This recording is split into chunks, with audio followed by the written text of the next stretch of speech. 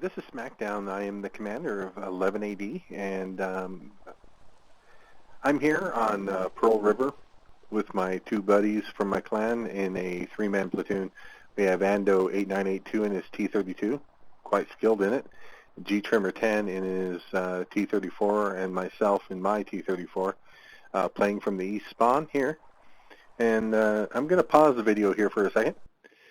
The reason for this video is to kind of press a point concerning what I think is a better strategy in playing from the East Spawn on Pearl River. Now, this is a highly contested viewpoint, and heck, I wouldn't be surprised if people from my clan are willing to debate with me about whether or not the tactic that I subscribe to is the best one or not. However, the North American server is just one of many. The people on the Russian and the European servers tend to follow the ideology that I'm getting ready to show you, and that I believe Ando and G-Trimmer believe in as well. That when you're in a heavy tank, that you don't sit either on this side of the bridge or just around the corner at like the C90. Instead, you push up to C8 and B9 at the ridge, and you push strong with a lot of backup, and you meet them on their terms. Now, I've played from the north side, the red flag in this case, in which teams do that, and I found it very, very hard to defend. In fact, I've lost quite a few times when teams have pushed hard the way you're getting ready to see it happen. Now, this isn't all on me, Ando, and G-Trimmer, and it's more on Ando and G-Trimmer than myself. I'm third to the game in terms of our platoon, and I'm like fifth to the game in even getting across the bridge. And it's not an example of me showing highly skilled gameplay either. It's just for you to watch the tactic the way that I feel it needs to be run.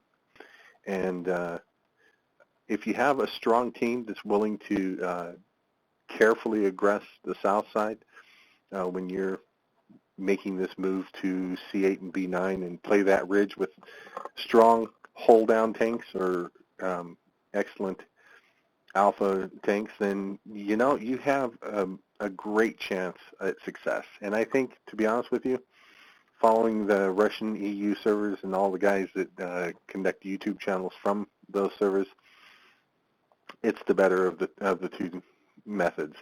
Now, this team, as I continue on with the video, this team kind of wants to half commit. They want to do that, let's cross the bridge, but let's not quite get up there to challenge the enemy the way I see a lot of teams do. They may cross the bridge, but they're only willing to go around the corner. They're not willing to really put themselves out there. Not so much G-Trimmer, Ando, and myself.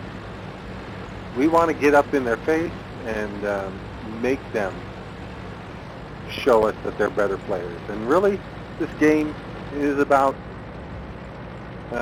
having better skill, not getting lucky despite RNG, but taking as much of the luck out of the equation by closing the distance, having clear shots, and putting your gun on the target. So, crappy driving skills on my part. You'll see a little more of that as I bump this IS-2 up here, who does a fine job once he's stuck in, as does the AMX 5100 driver right here. Actually, really good players. This went as well as it did because we did have good players. But you see G-Trimmer and Ando moving off to the right, getting stuck in at B9 while I progress up to the C8. Because I know that ridge line right there, and the one to my right, once I get to it, my turret can handle the shots, even at that Rheinmetall is getting ready to try and put on me.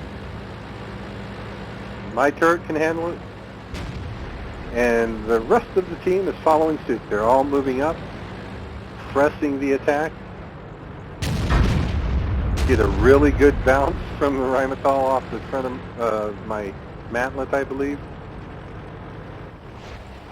And now, we've got these guys in a really precarious situation. The Rheinmetall's gone, and we're just going to start wearing these tanks down.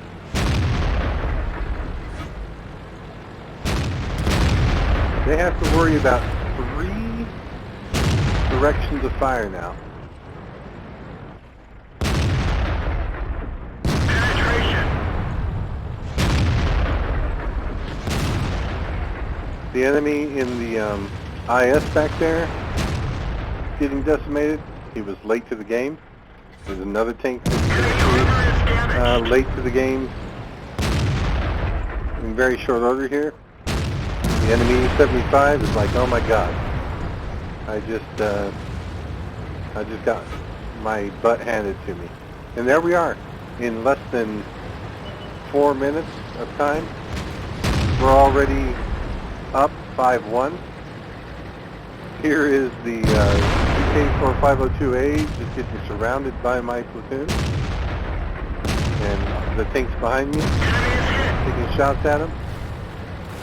IS-2 gets the finishing blow on this guy, I believe. AMX 5100 yielded 2 kills. IS-2 yielded 2 kills. G Trimmer got a kill there. Ando conducted a fair amount of damage there. Probably the most of the 3 of us, to be honest with you. And while Trimmer went a little wide there, and I think he took a shot from the ISU that's not revealed himself yet. We're in a position from both the north and the south to put the pincer move on the enemy. We're basically at their cap. I've got a hold down position on that Pershing. I finish him off. It's going to be very hard for the enemy team at this point, 8-3, to come back from this, no matter how good they are. There's the ISU 152 finally showing himself. I want to get into a position where I can do something about him, but he's taken care of by Ando. And now all 3 of us have a kill. 10-3, it's 11-3. The Lucivardi, the FV-207, probably has no clue what to do at this point in time. He doesn't have anybody spotting for him for cap shots.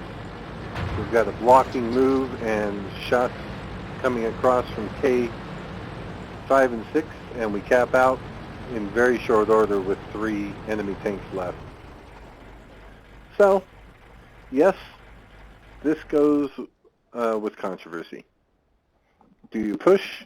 Do you sit on the other side of the bridge? Do you just go up to the corner and wait for the team to challenge you where it's kind of even odds?